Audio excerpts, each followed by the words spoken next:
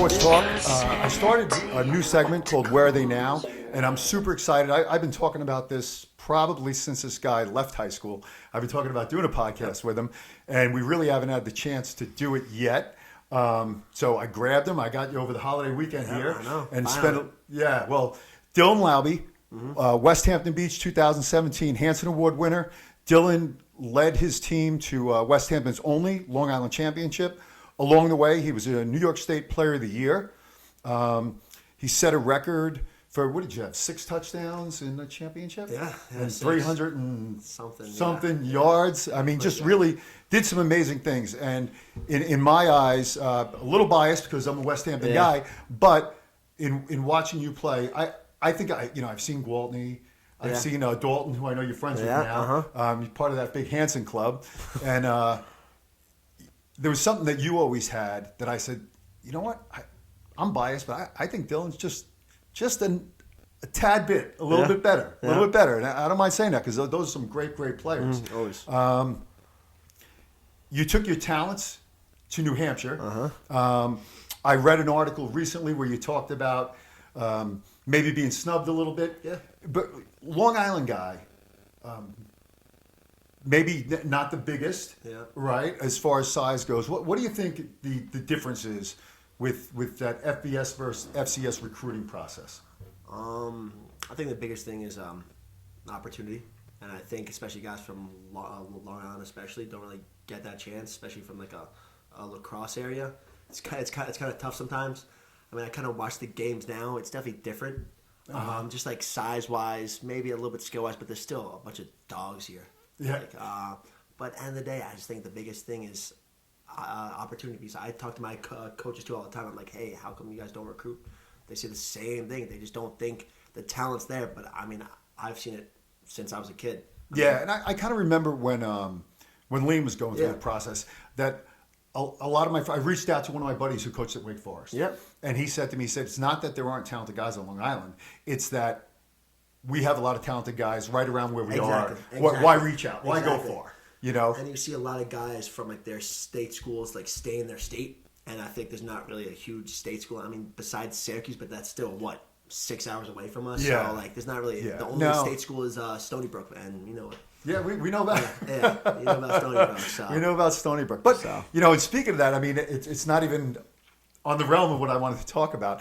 But interestingly, you had the opportunity throughout your career to do a lot of proving yourself right and maybe proving others wrong. And Stony Brook might be on that list. Yes, yeah, always. You had a pretty good day there.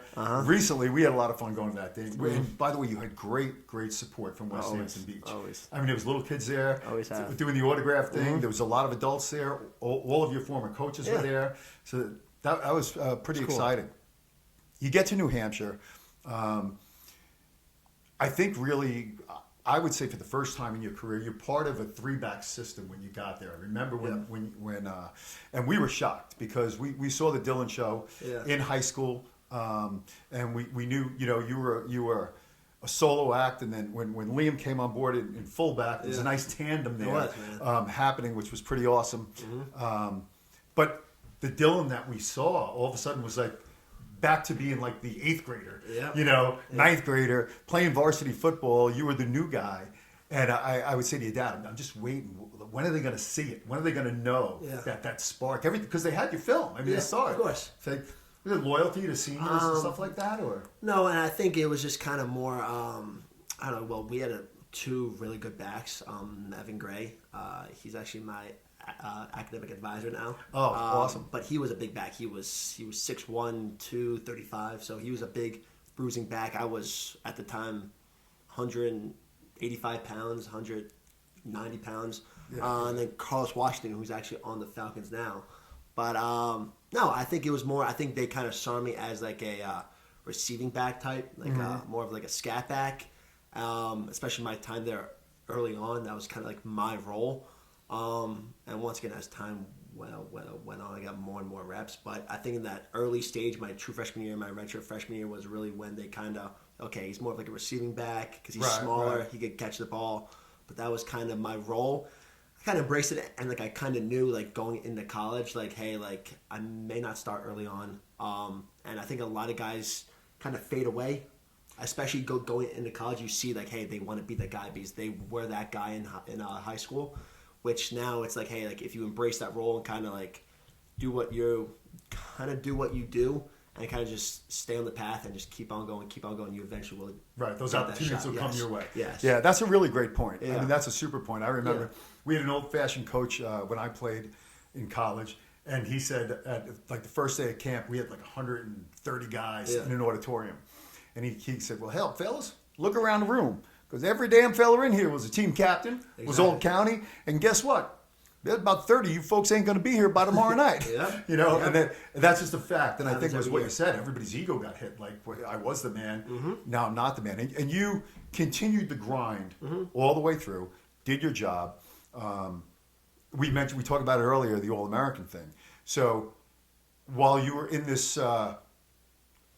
I'll say a little bit lesser or shared role, you were still a freshman All-American. You were still a sophomore All-American. You were not a junior All-American, but around the country All-American. Didn't matter what grade level. You were on that All-American list. And this year, it hasn't come out yet, but Dylan, Special Teams Player of the Year in his conference, First Team Offensive Player of the Year. I mean, you lit it up. So we know... probably an All-American nod is coming. I mean, and last year, it was not only were you an All-American, but I think by the time you were done, you were on like 7 different All-American lists. Yeah, there's a million lists. I thought it was just one list, but I guess it's like 7 different ones. I was like, okay. Well, that's okay. It's okay. Seven-time All-American in just 1 year. Yeah. I mean, that's exciting stuff. And then every year your team tries to pick up an FBS game. And I remember you guys had a tough one in Pitt a couple of years back. Yeah, that was trauma from that one. That was a tough one. Kenny Pickett. Kenny. Addison. Joey Addison. Oh, yeah, it was that one was bad. Yeah. And truth be told, it was one of the best teams they've had in a really long time. Especially with those FBS games, like you scheduled those games like years in the future. I mean, in the past. So like you kind of like, okay, like we were expecting to play Pitt, like a bottom half ACC team, which we knew we were probably going to lose, but still, like, okay. It's not going to be as bad, but it was their best team of all time, probably, or one of the best. Yeah, absolutely. And top 5 team in the nation. Pickett's, he's breaking Dan Marino's records. You know, he's a quality guy, and I know he's struggling a little bit right now. Yeah. But I think it's my Steelers, man. Yeah, your Steelers. That's your boys over there, and I think they're going to stick with him. Hopefully, you know, I think so. Yeah, I think he's a talented kid. He is, man. So let's go to this year, though. Yep. This year, you guys go to Central Michigan, and I mean. What a day for Dylan Laube. Yeah. I mean, you set FCS running back record for receptions, 295 yards. Yeah. I watched a highlight film a little while ago, and it was like the highlight film was like 20 minutes, like half a game. It was just Dylan out of the backfield, Dylan down the sideline, Dylan on the screen, you know, and the commentators were just going, my goodness. They saw... You know, they saw that raw talent that's always been there. Yeah. You know, so what was that like for you? I mean, that had to be a big day. And I know crazy. It didn't turn out the way you guys want, right? Was it 42-42? 42 going with like a minute and a half left. They drive down, get a 52-yard field goal to win the game, which was crazy. It was backbreaker. It was a heartbreaker. But you show up for an FBS game, and you guys showed up. Yeah. You showed up 110%. Yeah, I mean, especially playing like a MAC school, I feel like MAC schools definitely a lower half of the like the FBS, right? And like we knew going to that game, like we were a very good CAA team. Our goal was to win the national championship that year, and we knew Central Michigan was a bottom of the MAC school. So like, hey, like this is a good shot to be like to like show everyone, hey, New Hampshire's here. Yeah. So like that whole week we were like ready to go. We like it was just no fear in us. We were like, this is gonna be a crazy game. Especially in that game plan too, for me wise, like we said, hey, like we could pass all over them. And so just get me in space, especially from that first game. I was in the slot against Stonehill. I was in the slot. I wasn't getting much passes. Mm-hmm. So that Central Michigan game, I think they were kind of like stunned, be like, hey, like why is he out wide? Why is he catching screens every single play? Yeah. Like so they didn't prep for it. No, they didn't have anything on film that was going to tell them you were going to do that, because they were doing, especially a lot of teams like empty check, especially is like man, and that's what we wanted, and they did man like the whole game against me. So it was cool just seeing, hey, like just give me a shot. Yeah. It was fun. Yeah. It was fun. So now let's go just quick history, Yeah. right? So how old were you when you started playing football? I was actually 5. My dad was a coach for the this Pee Wee League in Eastport South Manor. It was grades. It was years 6 through 8, and he was coaching my older brother, and he's like, Dylan, you have to play. So I played when I was 5, and I hated it. I had like elbow pads. I had shin pads. I was you had like every pad possible. Yeah, I had like a lineman face mask. I was small. Like I did not want to play. And then eventually, when I was 6, they switched me to running back. I got the neck roll on. I was number 40 for the Buccaneers, and Was that a Tillman 40 or was that just 40? no, it was 40 for Mike Allstott. Oh, Allstott. Yeah, There you so go. we're the Buccaneers, Yeah, Buccaneers. and I think Yeah. my dad like almost like encouraged me to play. Like, hey, Dylan, like you're gonna be number 40. We're put on the neck roll, and we're just gonna run the ball. And I loved it ever since. And then I stuck with the neck roll. When I was 6 to 17. Yeah. So my last year of Yeah. high school. Did your dad know, like if he said it now, did he know at like 5 or 6, like that you had like a special talent? No. He Was- might say yes, but Right. I don't know, dude. I don't know. I think when I was 6'2", I was just like running around with my head cut off. But he wanted you to play up with Devin. And Yeah. was that just because he was coaching and he figured And you know what's keep funny? you busy with the team? All throughout my life too, especially when I was probably 5 through like 12, I was playing up with Devin, who's 2 years older than me. Yeah, Every yeah. single year, I was playing up with him. So I think kind of that helped me kind of build the confidence of like, hey, I could play at this like level kind of. And then especially the when I whole pulled up. I was going to say, and then even in high school, really, up until your senior year, you were always playing up. Always, you know, you're always up with older So, guys. Yeah, so I don't know. He might say that he kind of saw something in me, but I don't know. I don't think so. Yeah. Well, I know he was like a goalie or something in hockey, but Yeah, your yeah. mom was actually a real athlete. So, yeah. You know, that's probably Yeah, where it I know, came yeah, from. exactly. That's probably where it came She from. got the ball skills, yeah. Yeah. All right, and then we've talked. Your dad and I talk a lot about because I saw your natural ability. Yeah. And it was one of the things that really stood out to me. And I'm a big proponent of the discussion of nature versus nurture. Mm-hmm. So if you don't have it, you can work as hard as you want. You ain't never gonna have it. Yeah. As far as I'm concerned. Yeah, I just see that, yeah. it is what it is. Yeah, 100%. And you've seen some of those guys. Yes. If you have it, there's a lot of guys that don't work hard. They have it. You say, man, it's coulda, woulda, shoulda. Guy was 100%. a champion. For you, I think what I learned, but I think everybody around you, including my son and your teammates, they were like, this guy has all the ability in the world, and he works harder than everybody else anyway. Yeah. Anyway, where'd you get that drive? I mean, we're talking about, right, going to Westhampton before school and hitting the weight room while other kids are sleeping. Yeah. Like, they're hitting snooze as many Yeah, times as they can, and you're training. Where did that come from? I mean, you could probably see too in Liam too. Like, I mean, he's been doing it too, and all throughout his life too, in wrestling, football too. I just think it's like that motivation to kind of like, hey, like I want to do something with my life too. Like, especially like I want to go to college and play football. I want to like show everyone like, hey, like I could play at that level. And like for me too, like I always had that chip on my shoulder. I mean, everyone kind of says that, but like everyone, like a white running back from Long Island, like everyone's like, oh, like once again, like I was saying about Bill Perry, he said my head coach for high school, Westhampton Beach, yes, yeah. He said I should play lacrosse instead of football my freshman year. But I was like, hey, no, like I want to play football. By the way, saw Bill at the Monmouth game. Yes. He's a big supporter. 100%, yeah, He's a big yeah. supporter. He is now, no. You know, he wanted to go to Yes. watch you play at Notre Dame lacrosse or something like that because he likes the stadium. And that, yeah, exactly, right? No, but I think everyone kind of like just assumed like I liked football, but I wasn't gonna make it that far. So everyone was like, hey, just play lacrosse and just do what everyone else kind of does. So I was like, no, man. I mean, it's just kind of like that chip on your shoulder and just kind of proving everyone wrong.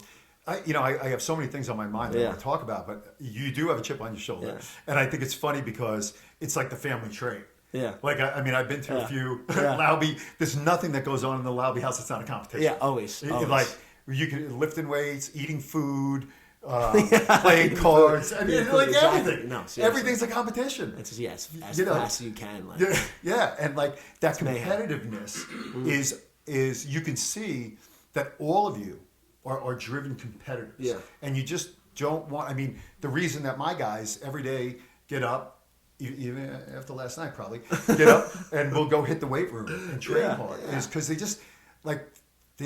That's who we are, kind and of. they just don't want anybody to be better. Family. Yeah, like just can't accept it. Exactly, you can't accept it, man. It's so crazy. that's exciting, and I think it's hysterical. I wish we'd get inside cameras in the Laube compound when it's going on. TV show. You know, that is some great stuff.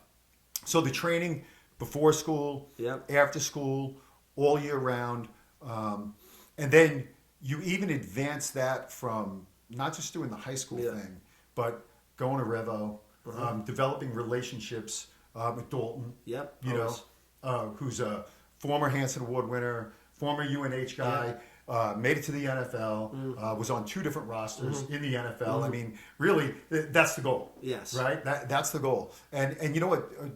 He's such a great benchmark. I mean, because for me, back when you guys were younger, I was watching him play in a Suffolk County championship, in the Long Island championship. And I saw something really special in him. I'll never forget. He probably knows this. He picked the ball off. It was, I want to say was Suffolk? You could speak. It's Against Freeport. Yeah. Oh, so in Long Island. Yeah. He picked the ball off at safety. And it was like when he caught it, he stopped and was like checking out where he was going to run. Everybody else is running. Yeah. And he's like took a pause and then started running one way and then it looked like he was in slow motion. Too, yeah. Yeah. And now fast forward, it reminds me of you in that way. And maybe like all I think today's football players, you guys were raised on it way better than I was. Mm-hmm. When I was on special teams in college, I ran down on kickoff. Yeah. And I was on kickoff return. And both of them were like a train wreck waiting to happen. You know, and like if I saw I'm supposed to block this guy, I saw him, but there were people flying by. I was getting ear hole, you know. And I feel like when I watch you play, you don't see that car wreck. Like you see it all happening in front of you in slow motion, and you can find your way. Can you talk a little bit about that? Because I think Dalton did that too. Yeah, kick return. It's almost it's either the first play of the game or it starts the second half. Crazy thing is like the nerves are flying, especially if it's like the first play, and you're just like, oh shit, like here we go. We kind of have like a game plan too. Like you kind of like it's almost like an offensive play. Like hey, like if there's a lane there, hit it. Just like find your way and just go. Especially for me too, like exactly what you were saying. Like I'm not looking to see where like that train wreck's happening. I'm just trying to find my blockers and just go. And really, once again, it's really just more of like an instinctual play, rather than just like running. So I feel like a lot of guys just try and just go. For me, I just try to find that lane quick, and then it's such a quick play too. Because if you don't find that lane for a split second, it's gone. It's blown up, right? So our coach always says to us, special teams coach, he has 3 things for return. It's vision, precision, trust. It's trusting your guys' vision, just go, right, and precision, just hit it really. So, but same as when really when you run the ball, you're always 99% of a Dylan Laube run is you take off to the right, and you just very quickly identify there's a cutback lane or there's something there, and off you go. Well, I feel like especially if you see guys in the NFL, a lot of kick returners are running backs because it's almost exactly the same thing. So, it's cool. I like that. Yeah. No, and you became this weapon. Yeah. In every phase of the game, which is so exciting and like exciting and boring, by the way, because this year all the games I watched they wouldn't kick you the ball. Yeah. They just would avoid you. Mm-hmm. And I think again, talking to the college scouts out there, it's like I want to show them that I can return the ball for touchdowns, but now. You're seeing that they're not kicking it to me, and that shows the exact same thing. It's just as good. Yeah, because it's like they won't give me the ball. It's they good. They and don't bad. want me to have the ball. It still says a lot. Yeah, it does. It does. Speaks volumes. I mean, it was the same thing in high school, right? Yeah, true. At some point, it was like, okay, everybody's going to squib kick. No one's going to give Dylan the ball. I mean, I'm always sitting there in the stands going, move Dylan, move to the back, move him over here, move over there. Like, let's fake them out. You know, we tried doing that a couple games this year. We was like, okay, there's no shot they give me the ball here. So like they'd switch me to the off returner or somewhere, or like or me and the off returner would like stack up and just wait until he was like ready to kick the ball and then switch to some different side. But really it was I mean it was the same thing as in high school too. Frustrating, or you just say, you know what? It's frustrating, but the thing is, like, we got the ball every time. I think we averaged the ball on the 40-yard line every single game. So it was a great benefit. So I mean it was cool. It was cool. Nice. Let's talk a little bit about family. Yeah. You know, your family support. Talk to me about mom and dad, your brothers, you know. Yeah, I mean, they've always been my number one supporters. It's kind of crazy because they, once again, like you were saying, my mom played basketball. She played at a small college, Manhattan College. She was a redheaded girl from Westhampton, balling up a point guard. And then my dad played hockey. She's on the Wall of Fame. Was she? Yeah, she was the first person in Westhampton Beach history to score 1,000 points. Really? Yes, first person. Wow, first person. Yes. Yeah, okay. We got male, female. Yeah, first person. My dad lived in East Mauritius, and then he moved to Boston to play hockey. He was always playing hockey, and then he was gonna go. He always claims he was gonna go to BC. Who knows? Yeah. But he was a really good goalie, and one day he was like, "Nah, I'm done with it. Like, I don't want to play anymore." So he stopped there. Older brother played at Endicott College, a Division III small school in Mass. Now my younger brother's at Holy Cross playing football, which is pretty solid ball. Yeah. I mean, we lost them last year in the playoffs, so that's a little still a little. Yeah. You'll get through a little bit. Yeah. Well, next year you can support them from another angle. I know, right? It'll be just fine. Well, actually, their second game they play us at my state at UNH. Oh, really? Yeah. So it's gonna be cool seeing everyone there. It's gonna be weird. Yeah. And is Deeks? Is he looking at? Are they looking at him as like a return guy? Yeah. Special teams first, a little bit of offense. He's a running back, which it was his true freshman year, so he didn't play much. He traveled 3 or 4 games. No, he's good. They like him at returner. He's been playing his balls off, so he's been doing good. Doing good. So he's excited. You had opportunities going into this year. You had opportunities to transfer. Yeah. From a little bit. FCS to FBS. Yeah. And even NIL deals. Yeah. So that was all there. And, you know, we're not going to name names or say who it was or anything like that. But what kept you at UNH? And some kids would walk away and say, you know, I got some money. I'm going to an FBS school. What made you say, you know what? I want to be here with my brothers. And I don't know if you said that. No.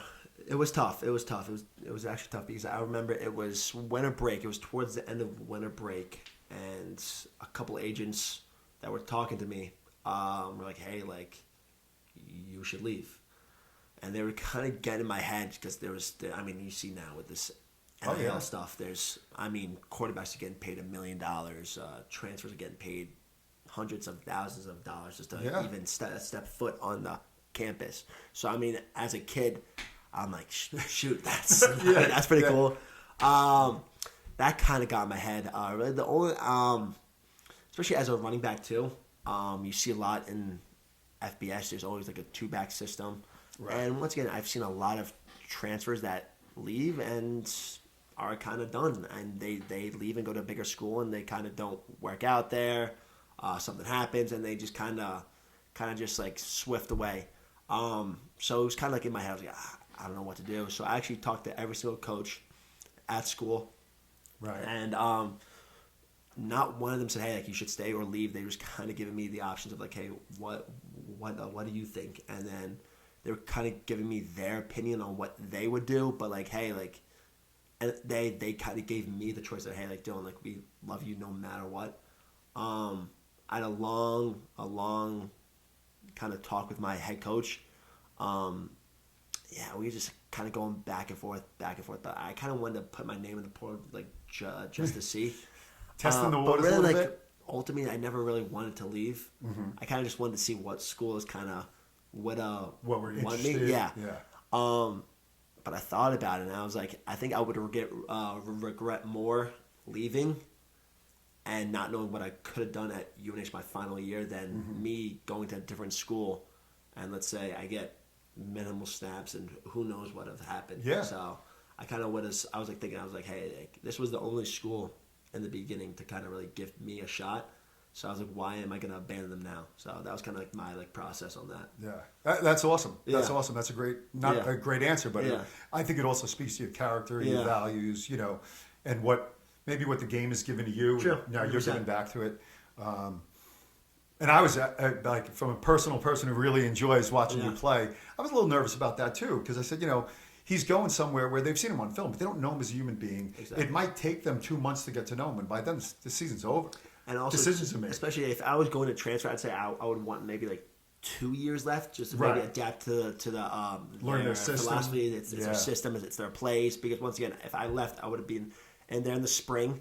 Plus, it was late winter, so who knows if I could have got there in the spring. I would have had to come in the summer, and by that time, if you're not there in spring ball, you're probably not going to play as much. Right. So. Right. I sent your dad a text. Yeah. He did show it to you. No. Which one? I sent him a text last night. Okay. We were watching the 49ers. Yeah. And I said, send him a text. I said, 5'11", 209, 44940. That's Christian McCaffrey's. Yeah. That's exactly what he Yeah. is. That's what he's listed Yeah. at. I go, sound familiar? Yeah. Crazy. And comparing you to him, that's a long stretch in the sense of he's already doing it.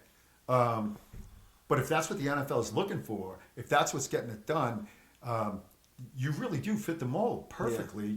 And I think one of the advantages for you on the FCS level is that your talent was so special for the team you're on. They allowed you to showcase yourself on kickoff return, on punt return, and running back. If you're playing in Alabama, they have you penciled into one spot. That's it. They got 10 other guys, and they all have a spot. Exactly. And that's it. Exactly. So Exactly. I think that was pretty cool. But I do. Let's talk about moving forward. Yeah. How do you? What's the next showcase? There's a couple things you've been invited to. Yeah. So let's talk about those a little bit. There was a real special I actually saw on social media. Yeah. Some of those were real exciting. Yeah. Crazy. The bowls. Tell us about the bowls. So I got invited to the Shrine Bowl. Director of the East-West Shrine Bowl. Appreciate you guys having me here. This year, the Shrine Bowl is in Dallas, Texas, at the Dallas Cowboys facility, the best in the NFL. And our players will be in front of every NFL team, scout, executive, a chance to impress against the best players in the country and alongside the best players in the country all week long in practice. So, without further ado, I had the great privilege of inviting this year to the East-West Shrine Bowl, Dylan Laube.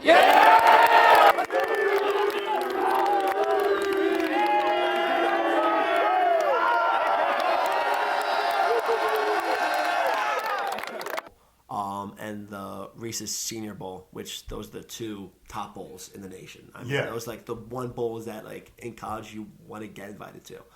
So I got invited to the Shrine Bowl first, which I kind of knew that kind of a while ago because the guy who actually runs the game has been talking to me for a while now. Especially at like an FCS level type guy, I think there's only been 7 guys so far in both games combined that have accepted it. So really, end of the day, there's not a lot of FCS guys that are kind of in those games. So even just getting recognized to be even a part of those games is crazy. So the Reese's Bowl, the Senior Bowl, I'd say he's definitely like that top bowl that like you kind of like look up and be like, oh my god, like that's the bowl that you. So it seems like that's the one where it's just a higher level, and that it's interesting that you make that decision. Again, I think it just defines your character always. Is if you said the two bowls, they're both prestigious. We know that. Yes. Right? And there's no knock on either one. 100%. And you want to go to the one that's harder. Like the competition is harder. I think I got to, you know what I mean? Especially at like an FCS level type player, a white running back. Like everyone still has like doubts. So I think I have to show against those Alabama backers, Ohio State DBs, those top guys that are in the you nation can do it that everyone against them. says yes, exactly. So, I don't know. It's gonna be crazy. It's gonna be crazy. It's gonna be a crazy week that week. It's gonna be fun though. It's gonna be fun. Yeah. I enjoy it. Where are you going to be training in Florida? Yes. Between now and then? Yes. So I head down there next Friday, which is like I think December 1st or 2nd. Okay. And then I start training there from like in Fort Myers, this place called X3. I've been training there actually the past couple summers, so I'm very comfortable with those guys, with those trainers. They know my style of play and stuff like that. You've had some pro guys come through there. Yeah, a bunch. Yeah, they've been doing combine prep there for last couple of years now because this place was new. They had a place in Nashville that's been there forever. So, Okay. Yeah, so they've been doing this now for a while. So that's the next step. Next step along the way. Yeah. You know, you got to nurse, get everything healthy again. Exactly. You know, it's a long season, so everybody's a little banged up at the end of the regular season. And you know what's funny? Like everyone this whole year was like, "Hey, Dylan, just stay healthy." I'm like, "Oh, thanks. Like I'll try." Like, you know what I mean? It's just it's a part of the game. I don't want to stay healthy. Yeah, I mean, no, but that. Listen, you're living your dream, and there's other people that are living their dream through you. Yeah. You know, Okay. I get to do this podcast, and I'm hoping a year from now course, man. we could do it again. honor, yeah. And you'll be wearing a really cool jersey. Yeah. You know, from somebody do it. important. 100%. Yeah, it's exciting stuff, and the whole community really has always been behind you. Always. You know, always. So no, it's gonna be. I mean, these next 6 months are gonna be crazy. It actually is gonna be crazy. So, like I'm trying to like not look too far forward, but like end of the day, it's like it's always in the back of my mind, like what's gonna happen. Yeah. I mean, Well, you know, you do you. You do the work that you always do. Yeah. You know, you put the time in, and then you've never not shown up. Yes. You know what I mean? You've never not shown up. I gotta show up now, especially. You gotta show up now, It's especially. time to show up. Yeah. Time to show. But you know, that's another feather in your cap is even if you didn't do everything you did on the field, I feel like a combine, like that's a good place for you. You know, Yes. you're fast, Yes. you're strong. You know, you're quick side to side. You can catch a football. Yeah. You can do all the intangible things that some guys say, well, I'm good at this part of the game, but maybe not that part of the game. You know? And that's what I'm kind of hoping. Like if I get invited to the combine, because I know if you ask Liam too, like we've been doing the combine prep thing with Cole, who was our speed guy at Westhampton Beach since freshman year. So we've been doing that for the past 8 years now, 9 years now. So I've been doing that for such a long time now, and I kind of want to kind of show what I could do there. So Yeah. And by the way, you caught a few balls with Eli over the years, which is kind of cool. Eli Manning always came out to Westhampton and worked out with some of the players, and Dylan happened to be one of those guys he worked out with for a few years. And it was cool, actually, the past couple of years, too, like especially in high school, too. When I used to catch the balls with Jack Cohen, he would go to Phil Sims and his little spot in Jersey, and I would go with them. And it was cool. It was Phil Sims and his son, a couple other like college QBs too. So like, I've always been kind of like around those guys. So like, I've always been like comfortable with them. So Yeah.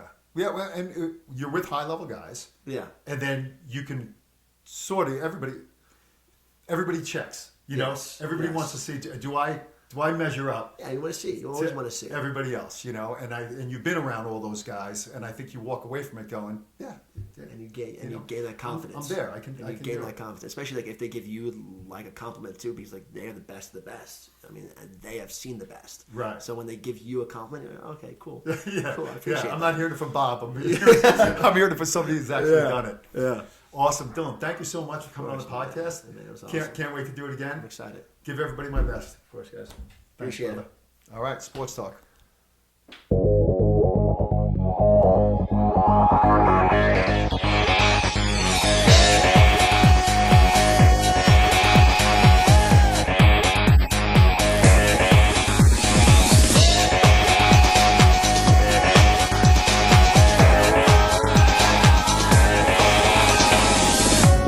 And if I said to you to close your eyes, hide the sky, please put all your faith in me.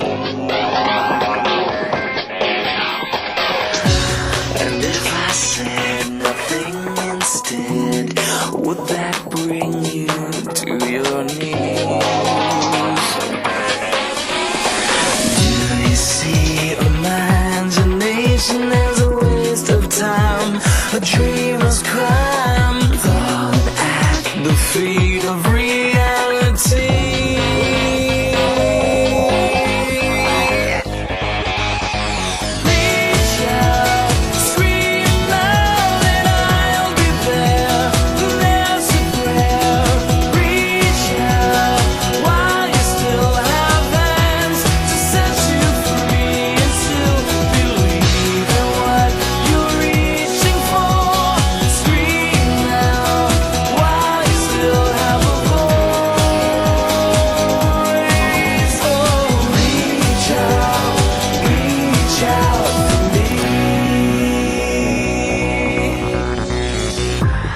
And if I promised to, I'd find a way, find a way. You know that it's already done. You understand who I am. I'm the fight that's just begun. Shadows fall and crawl away to die with open eyes, trying to hide their faces from the sun.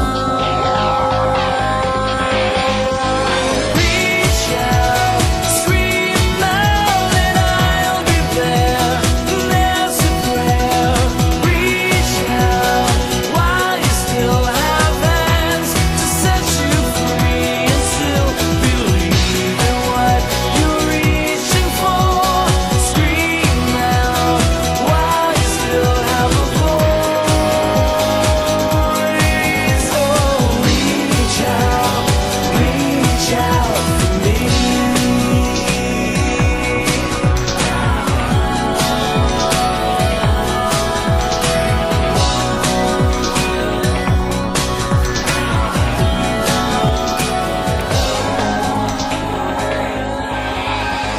Reach out, scream out, and I'll be there. There's a prayer. Reach out while you still have hands to set you free, and still believe in what you're reaching for.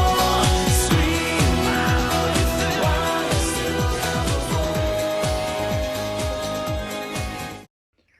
Austin Moving and Storage, a family business built on pride, integrity, and values.